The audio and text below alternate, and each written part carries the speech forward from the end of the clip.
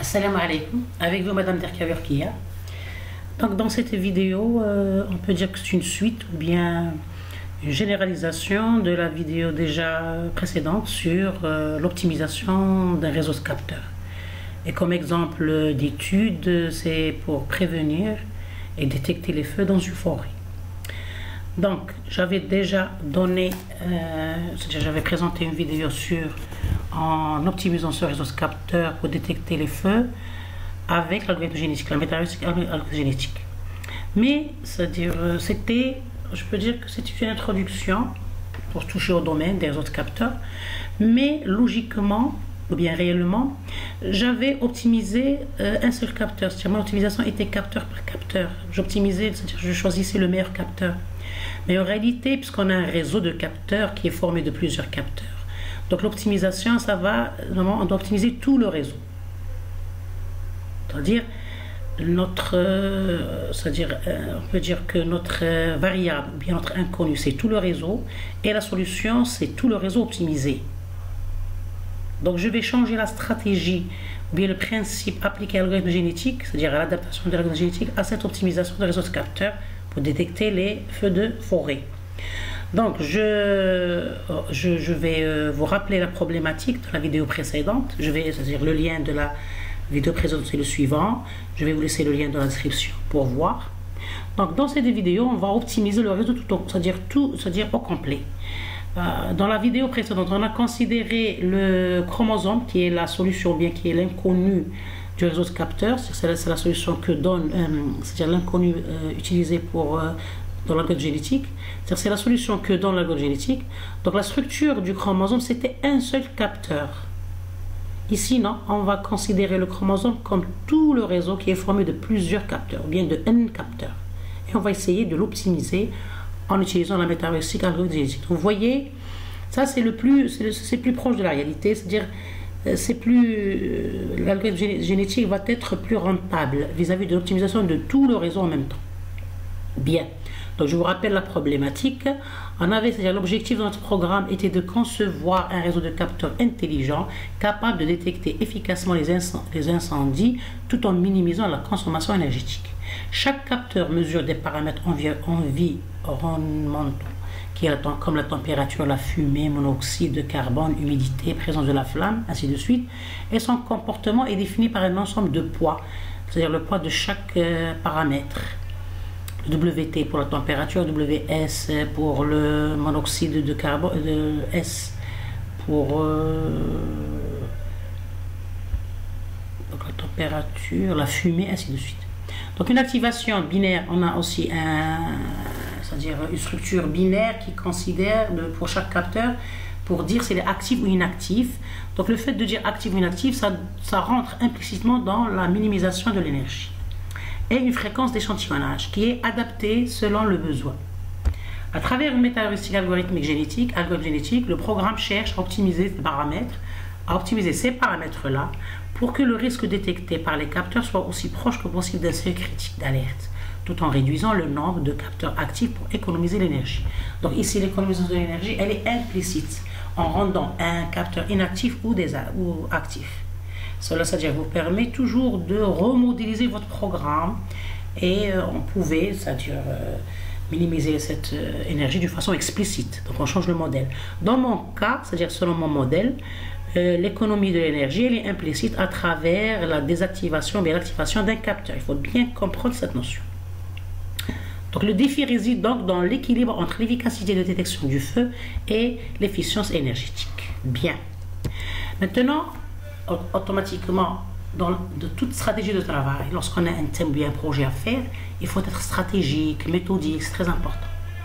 On ne doit pas penser à une étape qui vient, c'est-à-dire tout après, et oublier ou bien banaliser les étapes de début qui sont très importantes, l'analyse, la compréhension, etc.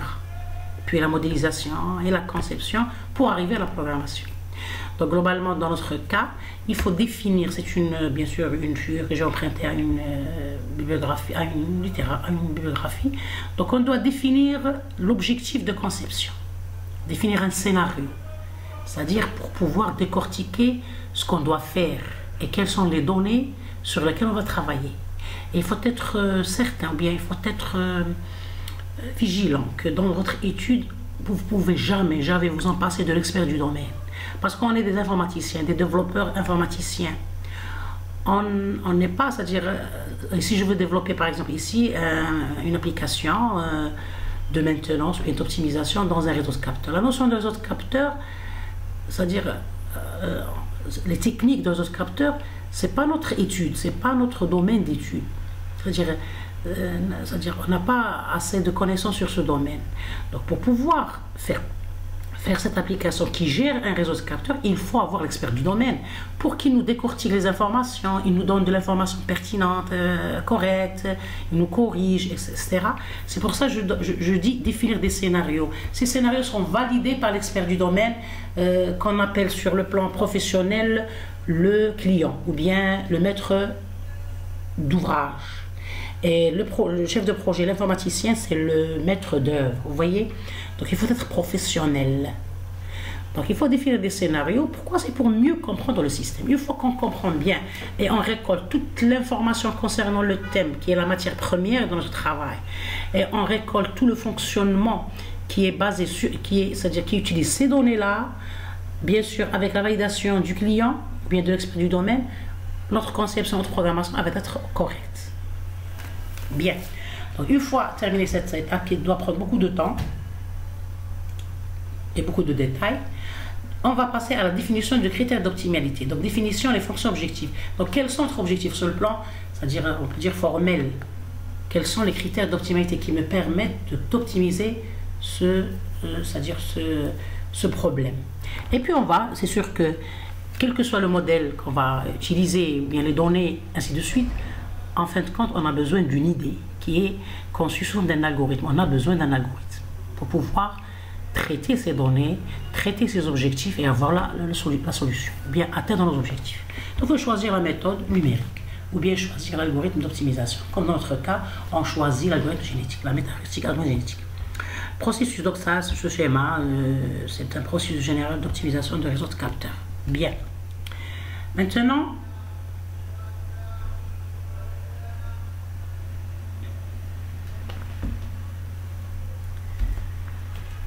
très bien. Une fois on est stratégique, donc on va arriver à notre conception, c'est le fait de modéliser notre travail, ou bien notre problème sous forme d'un modèle mathématique et formel pour pouvoir le simuler et avoir une solution.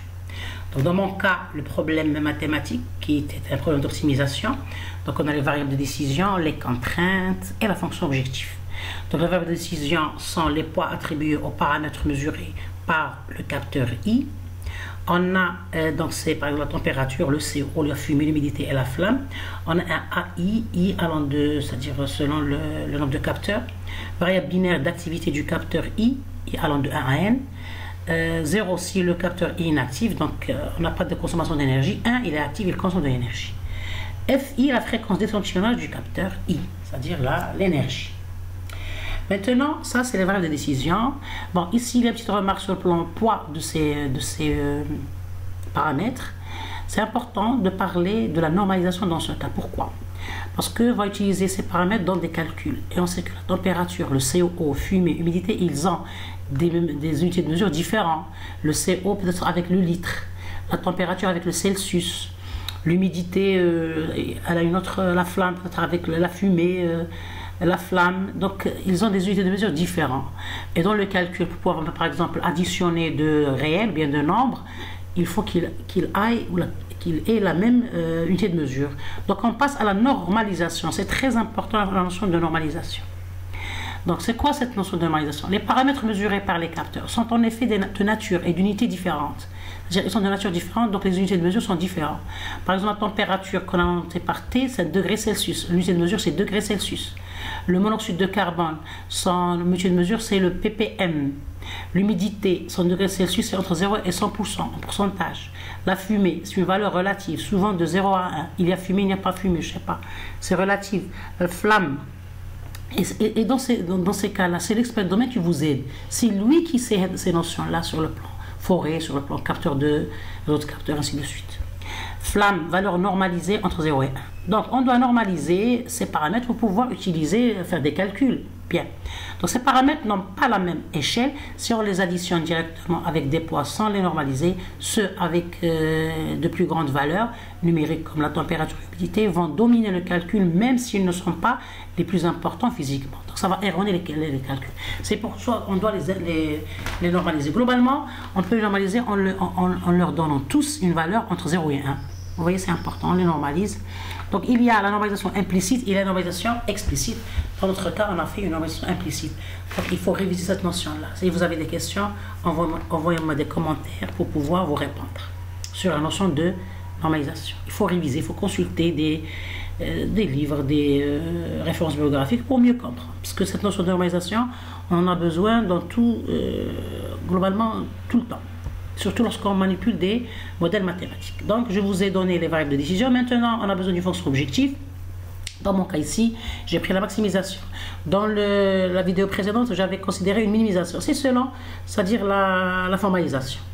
On peut formuler la fonction objective pour avoir une minimisation et pour la reformuler pour avoir une maximisation. Dans mon cas, je maximise ces deux métriques, bien ces deux valeurs, où les RI, c'est la somme des WSTI, etc. C'est la somme des...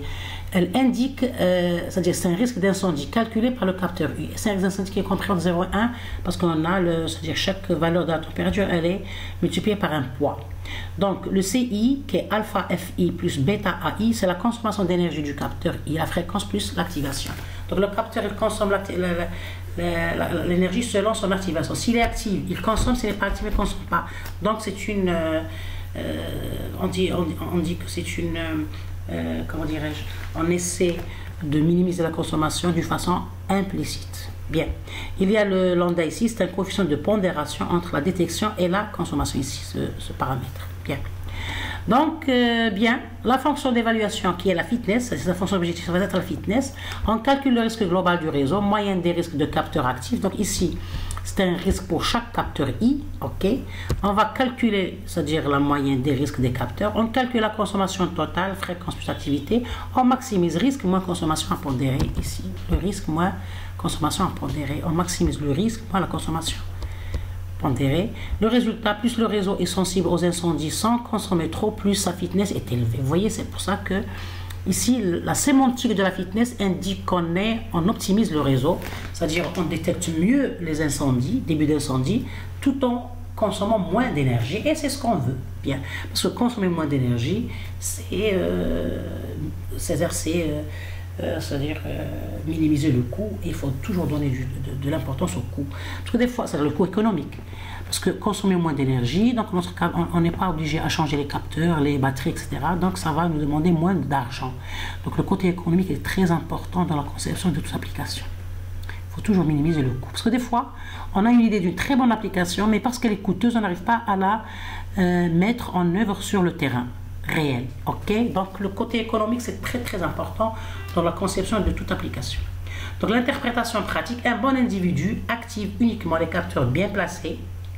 L'individu ici, c'est-à-dire c'est le langage de l'algorithme génétique, c'est le chromosome. On va voir après ça, tout à l'heure sa structure. Sa structure, elle considère tout le réseau. Si on a 10 réseaux, c'est tous les 10 réseaux. On va essayer de les optimiser de façon itérative par l'algorithme génétique.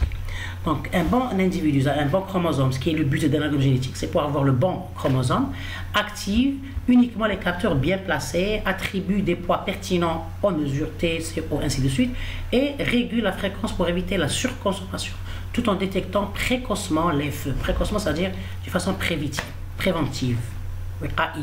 Bien. Maintenant, les contraintes, bien sûr, on a des fonctions, mais on a des contraintes à respecter. Par exemple, ici, les poids de chaque paramètre est entre 0 et 1 pour la normalisation. Et la somme des WJI égale à 1. J, c'est le nombre des paramètres. Ici, on a 5. Et le I, c'est le nombre de capteurs. FI, elle doit être comprise, c'est-à-dire la fréquence d'échantillonnage, elle doit être comprise entre Fmin et Fmax. On doit avoir une maximisation sur une valeur qu'on ne peut pas dépasser un seuil de consommation d'énergie, et il y a le seuil minimum.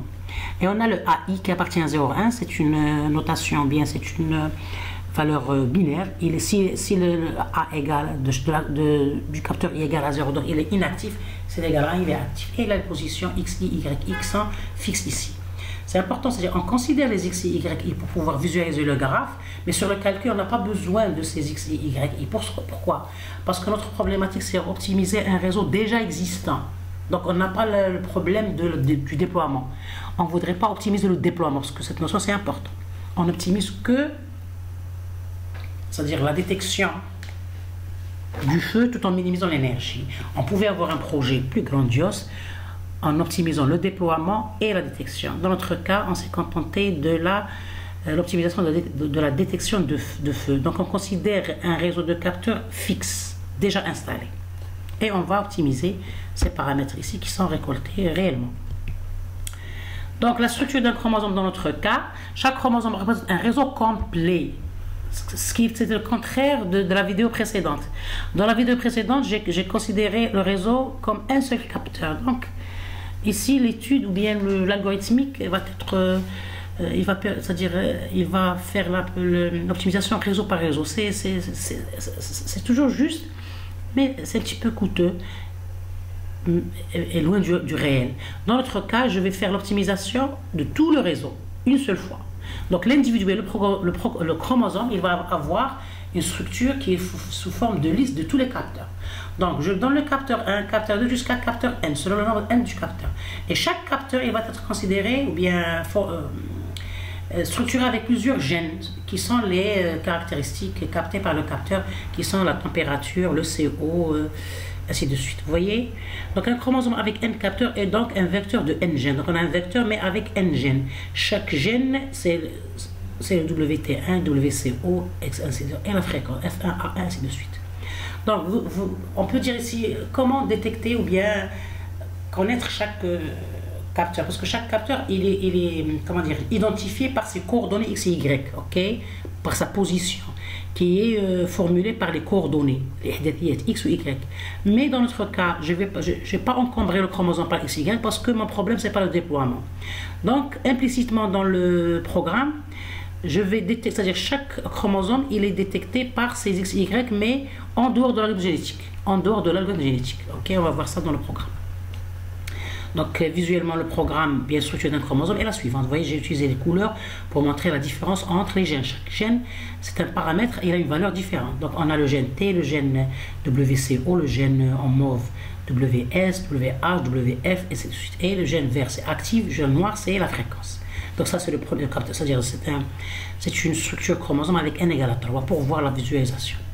Le capteur a la même chose, donc tout ça, c'est un seul individu, ok, un seul vecteur.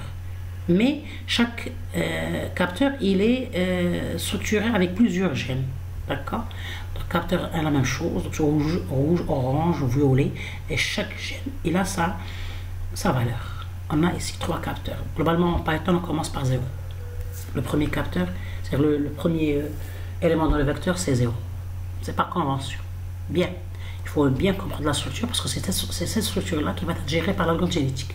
C'est-à-dire, c'est avec cette structure qu'on va utiliser la sélection des individus. Premièrement, l'initialisation de la population initiale, la sélection des individus à croiser, le croisement, la mutation. Okay? Donc, dans notre simulation, un chromosome représente un réseau complet de capteurs. Il faut très bien comprendre ça. Donc, c'est pour ça, essayez de suivre la vidéo précédente. Je vais vous laisser le lien dans la description, qui est ce lien-là. Je vais le mettre dans la description.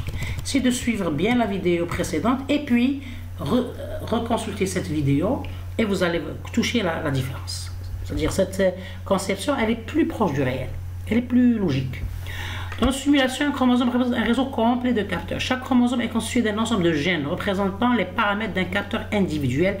La structure d'un gène est la suivante. Donc vous avez ici, on a le poids de paramètres qui sont la température, le monoxyde, la fumée avec S, donc c'est WS, l'humidité et la flamme. F, la fréquence d'échantillonnage, et aussi on a le A, état actif et inactif du capteur qui est binaire. Donc remarque, les positions des capteurs déterminées par les coordonnées XY ne sont pas prises en considération dans la structure du chromosome car le réseau est fixe. C'est-à-dire j'ai pris en considération XY pour définir un réseau de capteurs, mais je n'ai pas considéré ces coordonnées dans le calcul ou bien dans la structuration du chromosome et dans l'application de l'algorithme génétique. Parce que mon souci, ce n'est pas le déploiement, c'est la prévention des incendies dans un réseau fixe. Bien, notre problématique n'est pas de déploiement optimal, le déploiement optimal du réseau de capteurs, mais l'optimisation d'un réseau déjà existant pour détecter les feux de forêt. C'est important de se situer. Il faut savoir le contexte de votre projet. Je pouvais ajouter le déploiement, mais ça va être un autre projet, c'est-à-dire je dois traiter la première partie, le déploiement optimal, et puis traiter la prévention optimale. Vous voyez? Donc X et Y sont deux coordonnées fixes du capteur dans la forêt. La stratégie de sélection, puisqu'on va utiliser l'algorithme génétique, j'ai déjà expliqué ça dans la vidéo précédente. Donc, dans notre cas, il y a plusieurs types de sélection. J'ai utilisé la sélection par tournoi.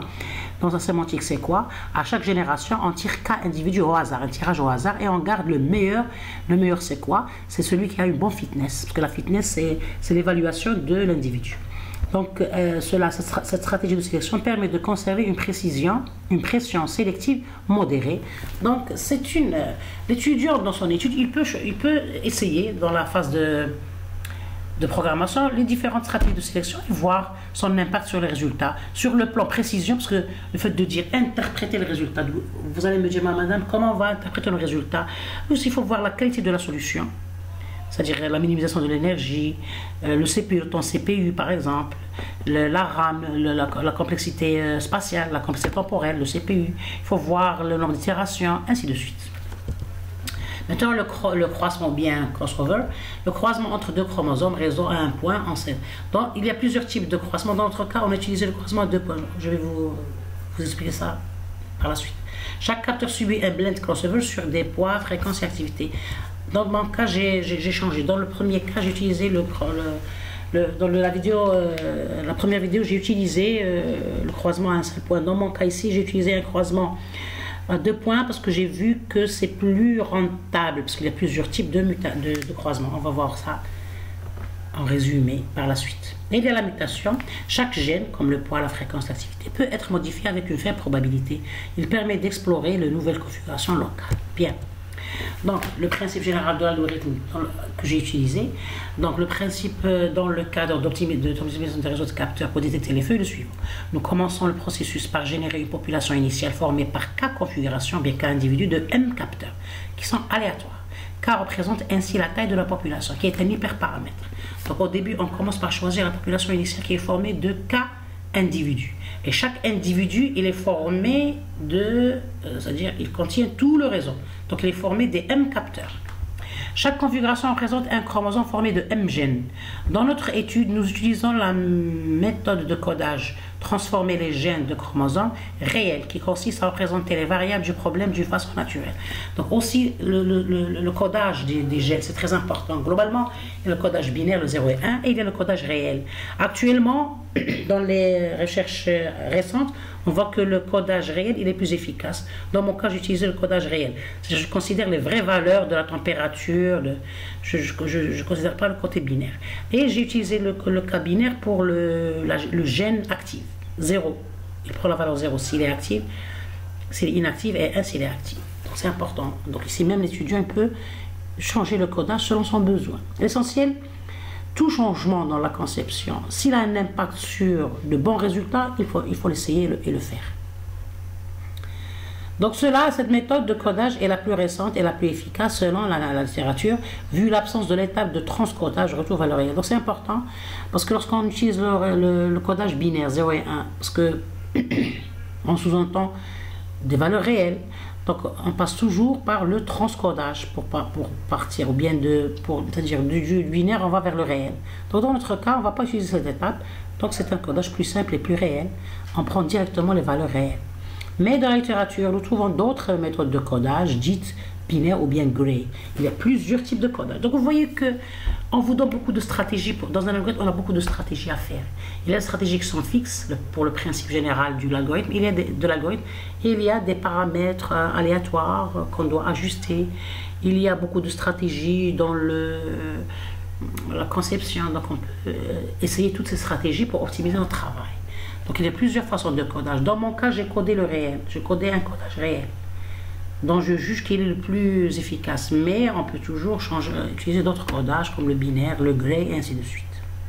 Donc pour que l'étudiant utilise ces principes, d'abord il doit réviser et consulter les types de codage d'un chromosome ou bien d'un individu dans la métaheuristique, génétique. Il doit bien comprendre ce codage et puis pour pouvoir l'appliquer. On ne peut pas appliquer une stratégie ou une procédure sans comprendre sa sémantique ou bien son sens. La même chose pour les métriques informatiques, les métriques mathématiques formelles.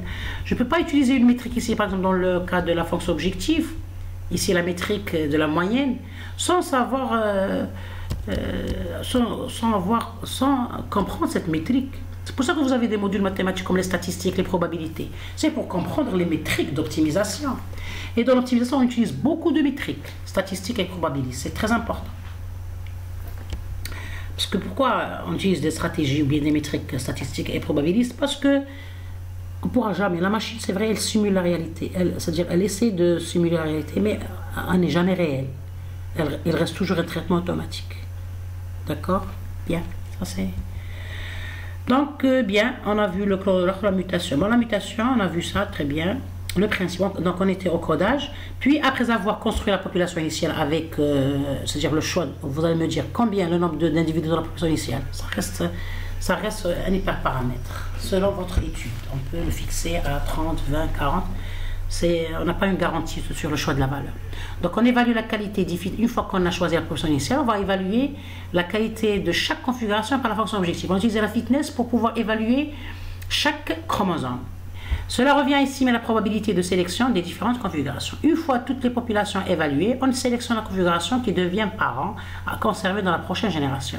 Donc, on prend les meilleurs chromosomes pour pouvoir faire du croisement, pour avoir des enfants meilleurs. Donc, on est en train d'optimiser. On choisit le meilleur parent pour avoir le meilleur enfant. Vous touchez ici à une d'optimisation. On est en train d'optimiser. Et vous allez me dire, madame, meilleur, sous quelle base? C'est grâce à la fitness, qui est notre objectif, la maximisation, ok, qui est la fonction objective du modèle formel. On trouve dans la littérature de nombreuses méthodes de sélection, par roulette, par tournoi, etc. Dans notre cas, on a utilisé le par tournoi. Donc, c'est sûr qu'il faut que l'étudiant révise toutes les différentes méthodes de sélection pour pouvoir choisir ou bien essayer telle ou telle méthode. Dans notre cas, nous choisissons la technique de sélection par tournoi ici. Une erreur de frappe. J'ai utilisé tournoi. J'ai utilisé la méthode de sélection par tournoi. Ok, il faut toujours se corriger. Qui consiste à trier d'abord la population par fitness en fonction des performances. Bien. Donc ensuite, nous attribuons à chaque configuration de capteur un rang, en fonction de la valeur de sa fonction coût. On choisit les meilleurs normalement. Ensuite, à chaque...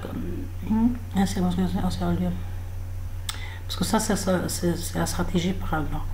Ici, on sélectionne le meilleur. Ok, dans mon cas ici, tout ça, ça va... Je vais le mettre en rouge.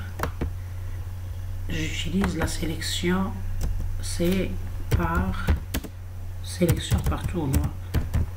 Sélection. Je pouvais essayer cette méthode, mais dans mon programme que je vais présenter dans la vidéo, j'ai utilisé la sélection par tournoi. Tournoi, ok. Ici, selection, c'est le L à la place du M. Ok, vous comprenez? Bien. Je vais essayer de voir, je pense qu'ici j'avais résumé la sélection.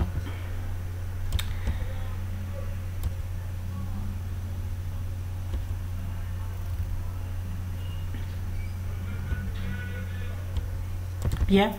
Donc l'essentiel, j'ai utilisé dans mon programme, j'ai utilisé la sélection par le rang, mais il faut utiliser toujours la notion de sélection par rang. Donc, puis nous passons aux opérations d'hybridation qui permettent de passer d'une génération à une autre, c'est-à-dire le croisement et le crossover. Ces opérations sont soit le croisement, c'est-à-dire c'est la classe d'hybridation, on a le croisement et la mutation. L'essentiel, on change les valeurs des chromosomes pour pouvoir avoir un meilleur individu. Ces opérations sont soit le croisement de 1 à 1 point, à 4 points, ou bien un croisement uniforme, etc. Il y a plusieurs types de croisement, la même chose. Comme il y avait plusieurs types de sélection, il y a plusieurs types de croisements. Il y a le croisement à 1 point, le croisement à K points, K allant de 2 jusqu'à K, et le croisement uniforme. Chacun, il a son principe, qui consiste en une opération d'accouplement entre les deux meilleures configurations appartenant à une génération, qui sont les parents, soit la mutation qui consiste à modifier un ou plusieurs capteurs, les gènes d'une configuration chromosome. la mutation. Il y a des taux d'optimisation. C'est la mutation, il y a des taux de croisement et de mutation. C'est-à-dire que la mutation, elle ne doit pas être faite dans chaque génération. Ça dépend.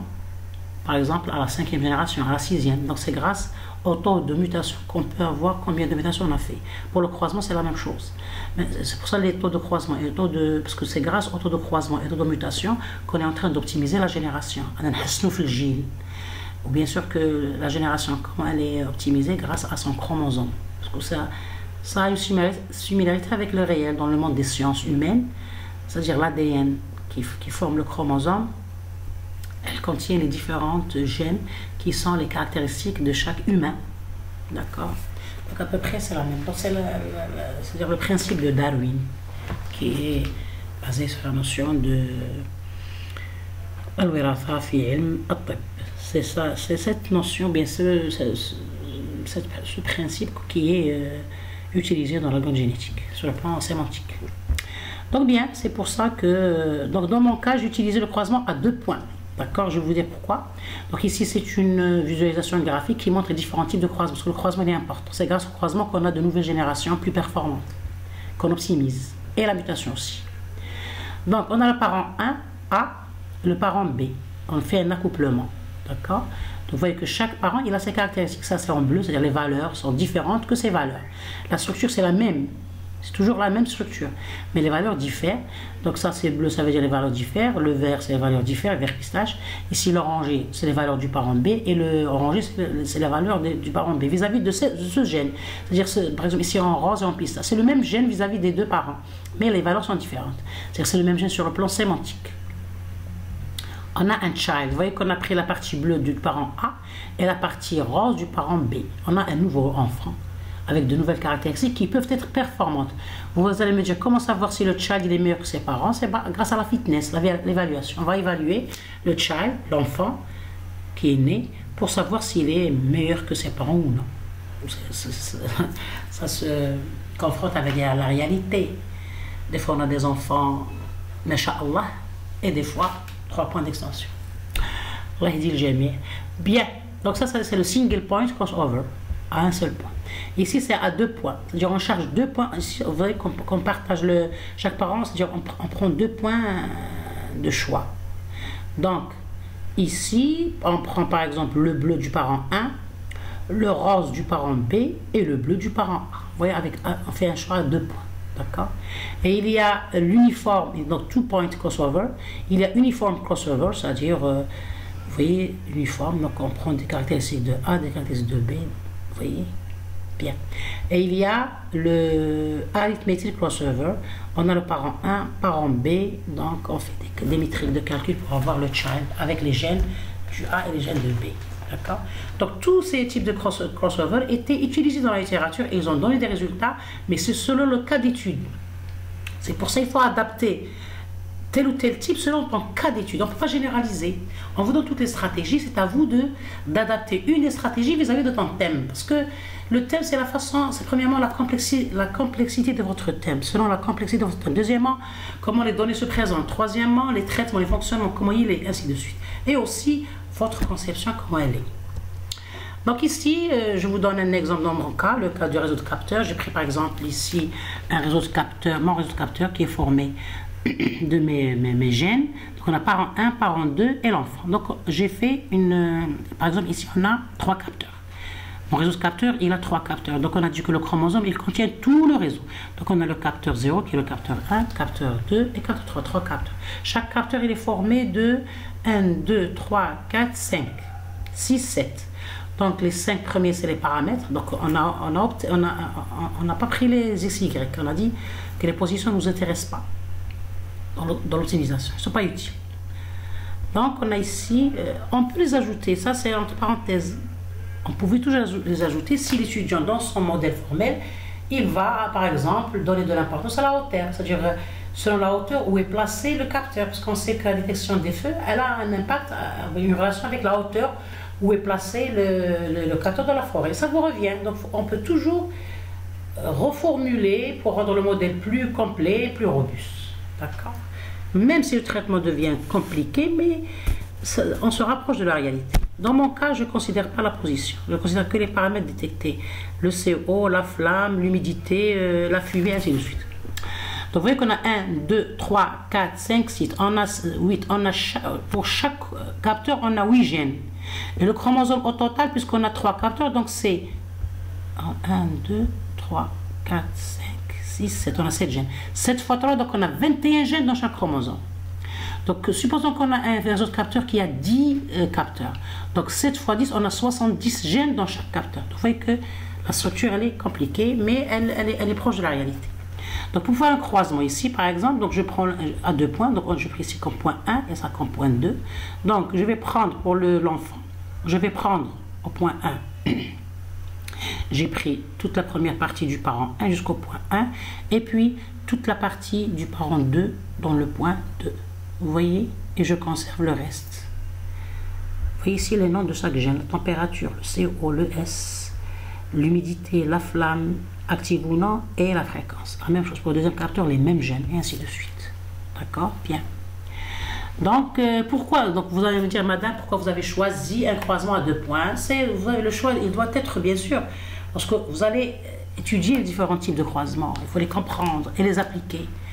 Et choisir telle ou telle méthode. Le choix, il va être basé sur votre étude. Le choix, il n'est pas aléatoire. Par exemple, dans mon cas, puisque j'ai le chromosome est un petit peu compliqué. Pour chaque capteur, il a plusieurs gènes. Et tout le chromosome, il contient tous les capteurs. Donc, le croisement génétique sert à combiner l'information de 2 parents pour produire un nouvel individu. Ça, c'est la sémantique. Le choix d'un croisement à 2 poids dans ce programme repose sur plusieurs raisons importantes. Première, dans mon cas, j'ai choisi le 2 poids. Pourquoi? J'ai mes raisons. Il faut avoir toujours ces raisons et les écrire dans le mémoire. Parce que vous avez un mémoire qui va, c'est-à-dire contenir les explications sur votre conception et votre programmation. Donc, il faut expliquer pourquoi vous avez choisi telle ou telle stratégie. C'est important. Dans mon cas, j'ai choisi le chromosome à 2 points. Pourquoi? J'ai 2 raisons. Premièrement, la structure complexe du chromosome. Vous voyez que j'ai un chromosome qui contient N, qui est le nombre de capteurs, fois I, qui est le nombre de M, qui est le nombre de caractéristiques d'un feu. Deuxième raison, équilibre entre l'exploration et la conservation. Donc, premièrement, la première raison. Dans notre cas, chaque individu est constitué de 10 fois 7, 70 gènes. Si on a 10 capteurs avec les 7 ici, les 7 gènes, les caractéristiques, la température, le CO, le S, le H, le R, vous voyez 7. Donc 7 fois 10 capteurs, donc on a 110 gènes. Chaque groupe de 7 gènes correspond à un capteur. D'accord? Le chromosome a donc une structure logique par bloc. On a des blocs. Chaque bloc, c'est un gène, c'est un capteur. Le croisement à 2 points permet de transférer les séquences entières de gènes, par exemple plusieurs capteurs avec de bons paramètres, d'un parent à un autre, sans casser complètement la structure. L'équilibre entre exploration et conservation, un croisement à un point serait trop brutal. Il casserait tout après un seul point unique. Pour ma structure, hein, dans d'autres cas où le chromosome est plus simplifié, peut-être que le croisement à un point serait plus utile. Dans mon cas, c'est brutal. Un croisement uniforme, gène par gène aléatoire, serait trop chaotique. Il détruira complètement les structures locales utiles. Ainsi, le croisement à 2 points représente un compromis idéal entre. Il conserve des sous-parties cohérentes comme l'active, la fréquence, provenant de chaque parent, et il introduit assez de diversité pour explorer les nouvelles solutions grâce aux paramètres, les gènes des paramètres. D'accord? Vous voyez, j'ai expliqué mon choix. C'est pour ça que le mémoire, il doit contenir ce que l'étudiant a décidé de faire. Okay? Premièrement, il expose sa problématique. Deuxièmement, il fait de son analyse. Il va ressortir le modèle pour savoir quelles sont les données à utiliser et les traitements. Et puis, il va programmer, il va faire un algorithme.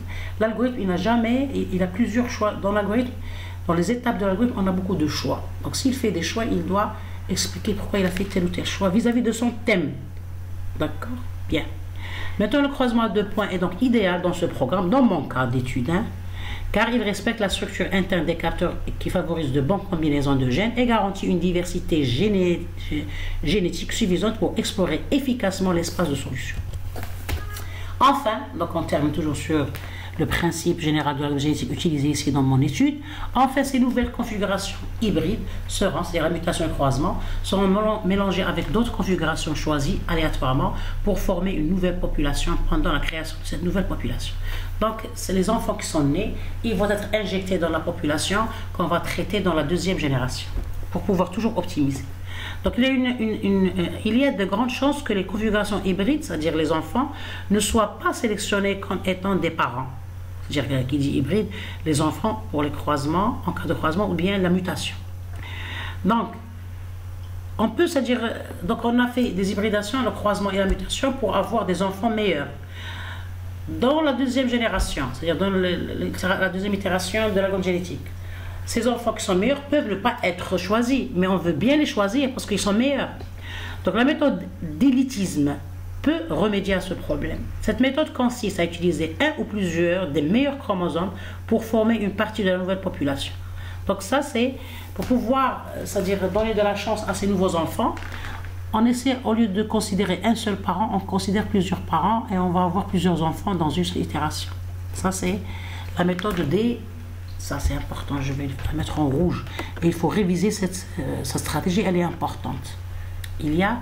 Parce qu'on est en train d'optimiser, on doit toujours conserver cette optimisation, on doit l'exploiter.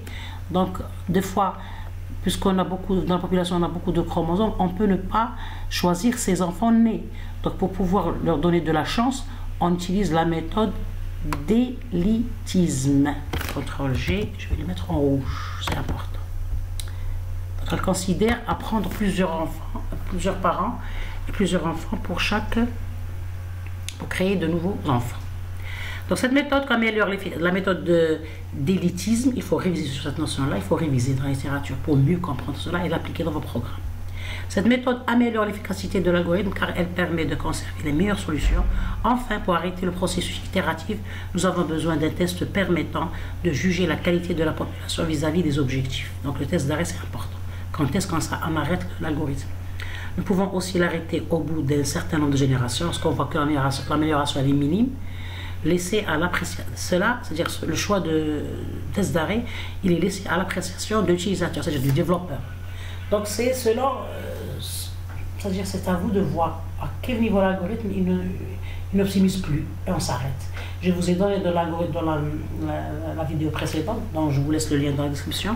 Je vous ai donné les différents types de tests d'arrêt utilisés dans l'algorithmique génétique. Il faut les essayer. On a la notion de paramétrage qui est très importante dans l'algorithme génétique, c'est-à-dire les hyperparamètres. Les paramètres à fixer pour assurer le bon fonctionnement de l'algorithme génétique sont la taille 4 d'une population, le nombre de générations pour fixer la fin du processus d'évolution. C'est-à-dire au bout de quelle génération on va arrêter le processus, ou bien on va hybrider plusieurs paramètres. Et le taux, ou bien la probabilité de mutation et de croisement. Donc les choix de ces valeurs, il n'y a pas une garantie de choix. C'est aléatoire. C'est pour ça que, puisqu'ils sont aléatoires, on les appelle hyperparamètres. Parce que malgré que leur choix il est aléatoire, mais leur impact sur la solution il est très important. Donc ce paramètre qui a un impact important sur la valeur, sur le résultat, et son choix il est aléatoire. Donc il faut que le concepteur développeur ajuste cette valeur pour avoir les meilleurs résultats. Et va les ajuster, bien sûr, selon son cas d'étude. Pardon. Donc il y a la taille de la population, le nombre de générations, le taux de probabilité et le taux de probabilité de mutation et de croisement. C'est pour ça dans mon cas, dans mon programme, je vais faire des chances de saisie pour ces valeurs, pour pouvoir changer ces valeurs et faire des simulations différentes pour voir, faire des simulations différentes avec ces paramètres-là, des paramètres différents, pour voir les résultats et interpréter. Donc j'ai mis des comment dirais-je, des champs de saisie pour la taille de la population, le taux de croisement, taux de mutation et le nombre de générations dans mon programme Python. Je vais vous montrer tout à l'heure. Dans la littérature, il n'existe pas de paramétrage universel. C'est pour ça c'est aléatoire. On ne peut pas donner une garantie d'utiliser telle ou telle valeur pour le paramètre. Donc, il n'y a pas de paramétrage universel adapté à la résolution de tous les problèmes qui peuvent être posés. D'une façon générale, selon les études et des statistiques sur les études qui utilisent l'algorithme génétique. De façon générale, il n'est pas possible de trouver des solutions convenables en moins de 10 générations et au bout de 500. C'est-à-dire globalement, dans la littérature, on ne dépasse pas 500 générations et on ne donne pas moins de 10 générations. Donc les solutions n'évoluent plus. Ceci n'est qu'un ordre de grandeur. Tout dépend du problème à résoudre. Ça, c'est des statistiques qu'on donne, mais on peut toujours, dans notre cas d'étude, si le problème est compliqué, dépasser les 500 générations. D'accord?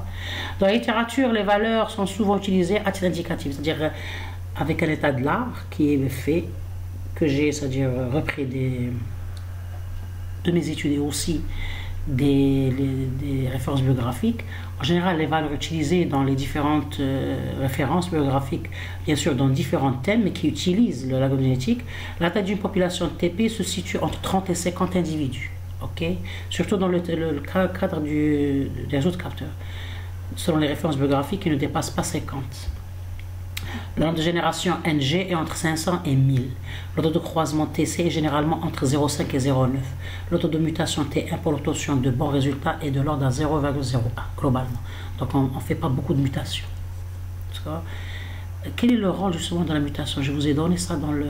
C'est pour le rôle de la mutation. Ici, c'est pour ça qu'on ne fait pas beaucoup de mutations. Le rôle de la mutation revient à la sémantique d'utilisation des méthodes heuristiques que je vous ai donné dans un de mes vidéos sur la méthode heuristique. C'est pour s'échapper à l'optimum local. Parce qu'on a dit qu'il y a la notion de piège de l'optimum local. La méthode heuristique peut être piégée en nous donnant le premier optimum local obtenu. Que ce soit une minimisation, donc c'est un minima, ou bien une maximisation, donc c'est un extréma. Donc il y a le problème, et ça se dit le piège. Pourquoi le piège? Elle nous donne une valeur qu'elle croit qu'elle est optimale, mais l'optimum, il est toujours là. Donc le taux de mutation T1 pour l'obtention de bons résultats de 0,01. Donc la mutation, son rôle, c'est donc le croisement, c'est pour donner de très bons individus. La mutation, c'est pour s'échapper à l'optimum local.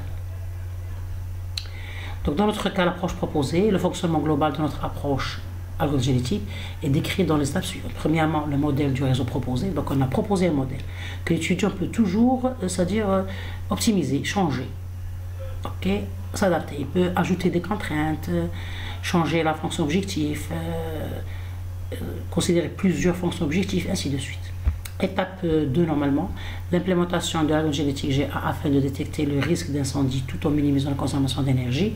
Étape 4, enfin, l'algorithme est implémenté dans Python, bien sous Python, et les résultats sont discutés, bien sûr, sont interprétés. Ici, normalement, c'est 2, et ici, c'est 3. Ok, il faut... Bien. Donc, pardon. L'implémentation, elle est avec Python.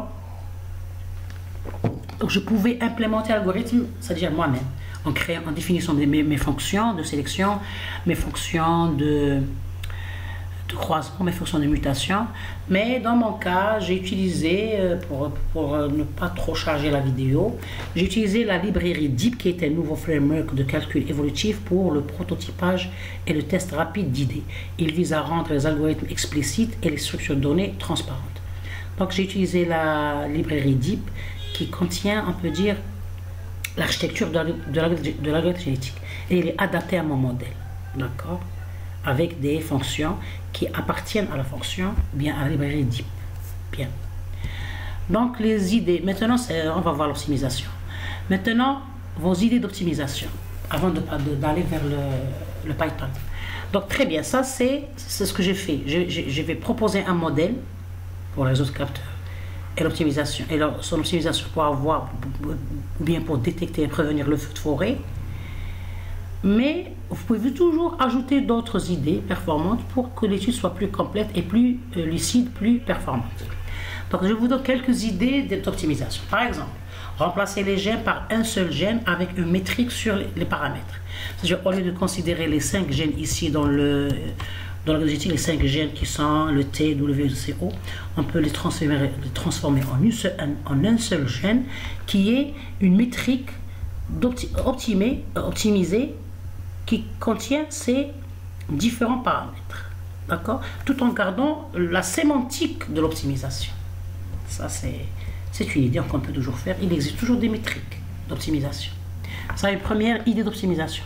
Revoir le modèle mathématique et le renforcer en le rendant le plus proche possible de la réalité. On peut toujours reformuler notre modèle en changeant, en ajoutant des contraintes, ainsi de suite. Il faut réessayer d'autres types de croisements et de mutations. Je vous ai dit qu'il y a plusieurs types de croisements Plusieurs types de mutation. Dans mon cas, j'ai utilisé, et de sélection aussi. Dans mon cas, j'ai utilisé la sélection par tournoi, le croisement à 2 points, la mutation en utilisant la méthode gaussienne. Mais il y a toujours d'autres types de mutations. Ici, il faut ajouter, pour ne pas être donc de sélection, parce qu'on a plusieurs types de sélection, de croisement et de mutation. D'accord? Il faut toujours essayer toutes ces stratégies. Ajuster les hyperparamètres comme le taux de croisement, le taux de mutation, la taille, la résolution initiale. Essayez et hybrider plusieurs tests d'arrêt. Je vous ai donné dans la vidéo précédente les différents types de tests d'arrêt. Je vais vous les reformuler ici, parce que je vous ai déjà donné ces... Il faut le revoir dans la vidéo précédente. Hein? Vous voyez, les différents des hyperparamètres. Ça, c'est les différents types des hyperparamètres. La taille du tournoi. Bon, les tests d'arrêt. Vous voyez, critères d'arrêt d'analyse génétique. Je vais vous donner, on peut utiliser plusieurs types de tests d'arrêt parmi lesquels on a sous tous ces types. On a 10 types et on peut toujours les hybrider. Donc, on va voir ça avec l'explication dans la vidéo précédente. Bien. Donc, je continue mon exposé pour pouvoir arriver à la pratique, à la programmation. Donc là, il faut toujours essayer d'hybrider plusieurs tests d'arrêt, c'est toujours bien. Maintenant, parce que lorsqu'on voit que la population n'évolue pas de façon grandiose, il faut s'arrêter. Parce que c'est un temps en plus. Il faut toujours corriger vos erreurs d'orthographe dans vos PowerPoint et dans vos mémoires. C'est important. Il faut que le mémoire soit vide des erreurs orthographiques. Pourquoi? Parce qu'il y a beaucoup d'outils qui corrigent ces erreurs. Donc il faut les exploiter. Il faut exploiter les outils informatiques pour faire du bon travail. Que ce soit sur le plan rédaction de mémoire ou bien sur le plan programmation. Parce que même dans la programmation, elle est devenue de plus en plus simple sur le plan programmation. Sur le plan adaptation de l'algorithme et la conception, c'est toujours vous, l'étudiant, c'est l'humain qui fait la conception. Mais la programmation, c'est-à-dire la mise en œuvre de votre idée algorithmique avec un langage X de programmation, il y a beaucoup d'outils qui facilitent la programmation, d'accord? Bien, il faut les exploiter. Maintenant, ça, c'est un tableau que je vais faire dans mes résultats de discussion après avoir vu, lorsqu'on va voir la programmation. J'ai tracé ce tableau qui contient le taux de croisement et le CPU. Je voudrais, par exemple, discuter selon, il y a plusieurs axes pour discuter les résultats. Dans mon cas, l'hyperparamètre taux de croisement, je vais changer beaucoup de valeurs et voir le CPU, taux d'exécution. Donc, résultat et discussion, pour mon réseau 1, je vais considérer un réseau de capteurs déployé dans une forêt avec n égale à 10 et je vais voir les résultats et interpréter. Ça, c'est quelques références bibliographiques que j'ai utilisées pour présenter ce cours. Donc, on va aller vers la programmation. Donc, j'ai utilisé le Anaconda pour mon Python. OK. Maintenant, j'ai lancé déjà, pour ne pas perdre du temps, j'ai créé toujours mon programme, d'accord? Donc j'ai utilisé ici, je préfère utiliser Jupyter parce que l'éditeur de Jupyter me plaît. Pourquoi? Il a des cellules. Donc je peux ne pas, dans mon exécution, répéter l'exécution, recharger à nouveau les librairies, ainsi de suite. Donc pour chaque cellule, j'exécute une seule fois, d'accord? Pour ne pas recharger à chaque fois les librairies, dans le cas des librairies. Dans mon cas, chaque cellule est exécutée une seule fois. Pour la simulation, je vais exécuter plusieurs fois pour pouvoir changer les paramètres, les valeurs des hyperparamètres. Donc la première cellule pour moi, c'est installer DIP, qui est la librairie qui contient les modules de l'analyse génétique. Donc Shift Entrée pour la charger. Ici, attendez, Shift Entrée. Donc, on voit ici, il y a ce symbole de temps, comme quoi il est en train de charger la librairie DIP. C'est grâce à PIP pour pouvoir charger pour pouvoir installer la librairie et l'importer, qui est DIP.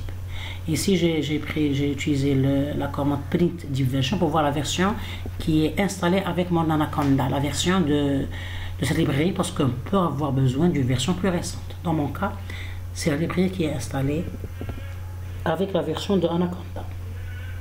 Donc il est en train de charger la librairie parce qu'elle est grandiose. Elle se charge très bien. Donc le requirement already satisfied, très bien, donc c'est bon. Et il vous donne la version ici. La version c'est 1.4.2, 1.4. Maintenant j'utilise la librairie Skinter. C'est celle qui est responsable de créer les interfaces graphiques pour l'exécution. Donc un Shift Entrée pour son exécution. Puis ici, c'est des librairies que j'ai besoin dans mon traçage, dans mes calculs. Donc il y a random pour la gestion aléatoire des positions x, y de chaque capteur, les positions x, y de chaque capteur, l'abscisse et l'ordonnée pour positionner chaque capteur, Matplotlib pour faire la visualisation graphique, et puis il y a cette librairie PS utile, c'est pour ajouter le calcul du CPU, temps d'exécution. Donc Shift Entrée, bien. Ça c'est les paramètres à toujours ajuster. On a un nombre de capteurs, dans mon cas j'ai utilisé 10, nombre de gènes 7, on a déjà vu la structure d'un chromosome, X max, Y max, des positions, donc 50-50 pour le graphique des positions du réseau capteur. Et le seuil d'incendie c'est 50, c'est un seuil qui est donné sur la métrique utilisée dans la fonction fonction objectif, la fitness. Donc si on dépasse ce seuil, il y a risque d'incendie. Si la valeur de la fonction objectif elle est moins de 50, donc il n'y a pas risque d'incendie. Ok, Shift Entrée. Puis ici l'utilisation de l'interface graphique. Vous voyez qu'il me crée les 3 visualisations. Dans chaque visualisation, je vais créer un calcul qu'on va voir. Et puis ici la création des individus. Donc ici la création elle est aléatoire, j'utilise le random. C'est pour ça que cette cellule elle est exécutée une seule fois. Pourquoi? Pour que ici dans la cellule qui vient après, pour pouvoir simuler plusieurs fois le même graphe, je ne dois pas réexécuter cette cellule parce que je voudrais simuler le même graphe, c'est-à-dire le même réseau de capteurs avec les mêmes positions x, y pour pouvoir voir l'optimisation. Mais si je vais la réexécuter, le graphe va changer, la position va changer parce que j'ai réexécuté le choix aléatoire des positions x, y. Vous voyez, c'est pour ça que je préfère le Jupyter. Cette notion de cellule va me permettre de ne pas exécuter plusieurs fois des parties dont j'ai pas besoin pour ne pas alourdir l'exécution. Donc je vais exécuter une seule fois la création du réseau. Donc très bien, il a généré les x, y, les positions de chaque réseau. Donc dorénavant, je vais exécuter que, c'est-à-dire même l'évaluation initiale, elle va être une seule fois. Ce qui va être, c'est-à-dire simulé plusieurs fois, c'est la fonction ici que j'ai appelée la simulation, lancer la simulation. Vous voyez? Donc cette fonction, la simulation, je vais faire plusieurs simulations parce que je vais changer le taux de croisement, taux de mutation et nombre de génération et le nombre de population initiale. Donc c'est pas la peine de refaire les différentes phases. Je vais refaire que la simulation pour pouvoir interpréter mes résultats selon le même réseau. Pour le même réseau, si je vais refaire l'exécution, il va générer des réseaux différents. Donc comment je vais il va changer les positions avec le random. Donc comment je vais juger, d'accord? Donc je vais simuler que cette bien sûr, puisque j'utilise la bibliothèque graphique, donc je vais faire ces changements de valeur avec l'interface graphique, parce que j'ai créé des champs saisis pour saisir ou bien changer la population initiale, le nombre de générations, le taux de croisement, donc je vais exécuter Shift Entrée. Donc vous voyez que puisque j'ai créé des interfaces graphiques, donc que j'ai nommé simulation AG du réseau capteur, vous voyez que des champs saisis pour la population initiale, donc j'ai créé dans mon premier cas, je vais prendre 20, nombre de génération 20, taux de croisement 0,5, taux de mutation 0,3. Et ici le CPU, taux d'exécution, il est égal à 0%. Il va changer dans la simulation. Donc je lance une simulation. D'accord, une première simulation. Donc vous voyez qu'il est en train de simuler dynamiquement. Donc ces trois, j'ai vu que c'est bien d'afficher ces trois visualisations, bien ces trois graphiques pour pouvoir toucher l'optimisation.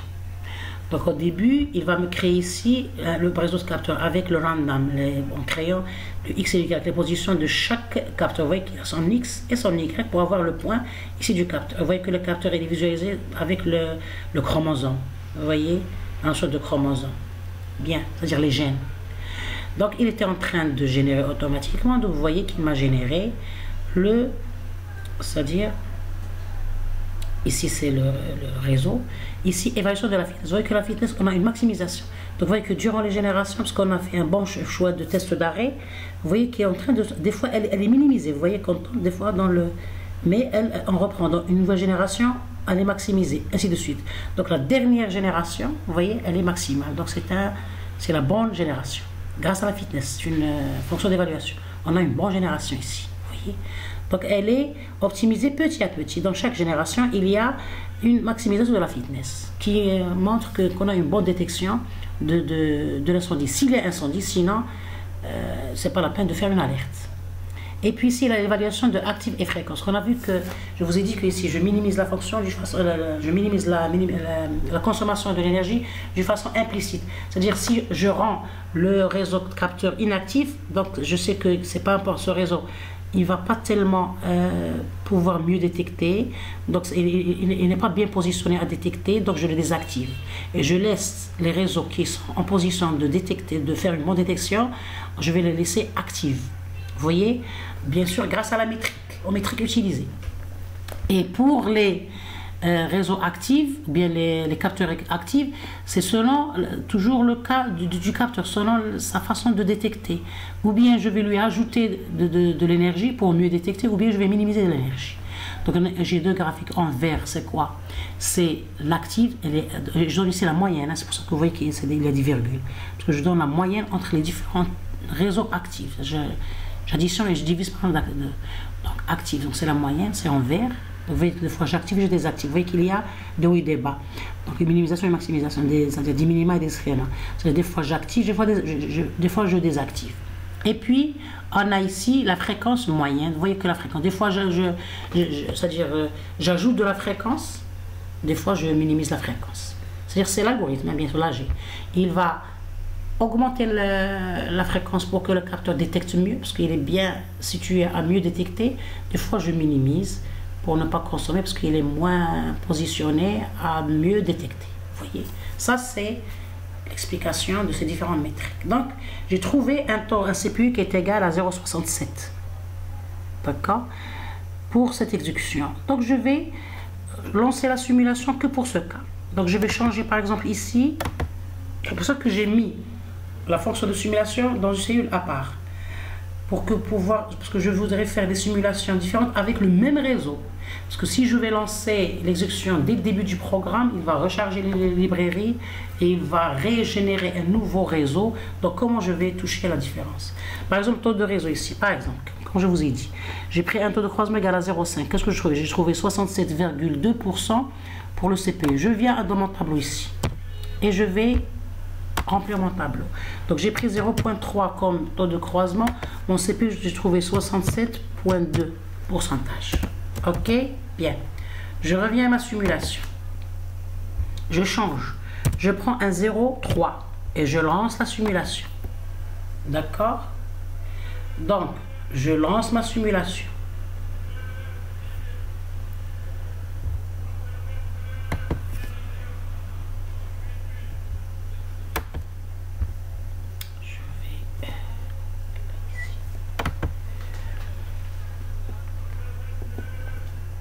Vous voyez qu'il prend son temps à simuler. Et j'ai lancé la simulation.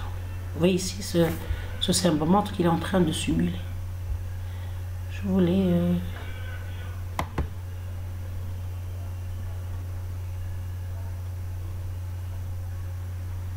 Vous voyez, c'est le résultat de la nouvelle simulation avec le même graphe. Je n'ai pas changé le graphe. Dans mon programme, comment je peux réaliser ça? Grâce à l'éditeur Jupyter d'Anaconda. Parce qu'il y a plusieurs éditeurs. On peut utiliser le Visual Code, on peut utiliser le Spider. Dans mon cas, j'utilise Jupyter, il me permet, cette notion de cellule m'arrange bien.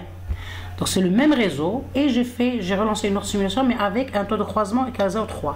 Donc vous voyez que le temps de CPU change. C'est 80,9, il est plus grandiose. Donc normalement, le 0,3 ne m'arrange pas. Tout à l'heure, c'était le 0,5. Bien. Donc 0,3, 80, 80,9. Je reviens à moi. Ici, c'était le 0,5, pas 0,3. Tout à l'heure. Bien. Donc ici, avec 0,3, j'ai trouvé 80,9. 80,9. Donc vous voyez qu'il prend plus de temps. Donc normalement, ce 0,3 ne m'arrange pas. Par exemple. Parce que vous devez terminer, faire plusieurs simulations et interpréter vos résultats pour ajuster les hyperparamètres. Dans mon cas, pour ne pas alourdir la vidéo, donc j'ai considéré qu'un seul hyperparamètre très important qui est le taux de croisement, mais vous pouvez toujours jouer ça sur le taux de mutation, le nombre de générations, le nombre de populations initiales, ainsi de suite. Donc je vais rechanger ici, prendre par exemple, je sais pas quoi, L'opération initiale, je vais prendre 10 peut-être, lancer la simulation. Avec 0,3 toujours. Mais j'ai changé le nombre de population. Elle est en train de, vous voyez qu'il génère le premier ici, c'est-à-dire une première génération, puis deuxième, ainsi de suite. Ça c'est le point qui montre la première génération, ça c'est la deuxième génération, et ainsi de suite.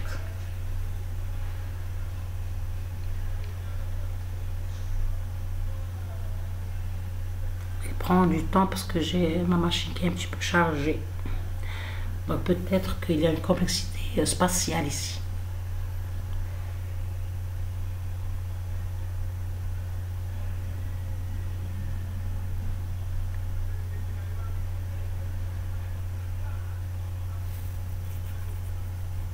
Donc il a terminé la simulation jusqu'à la 20e génération, jusqu'à 20, parce que j'ai utilisé 20 générations ici.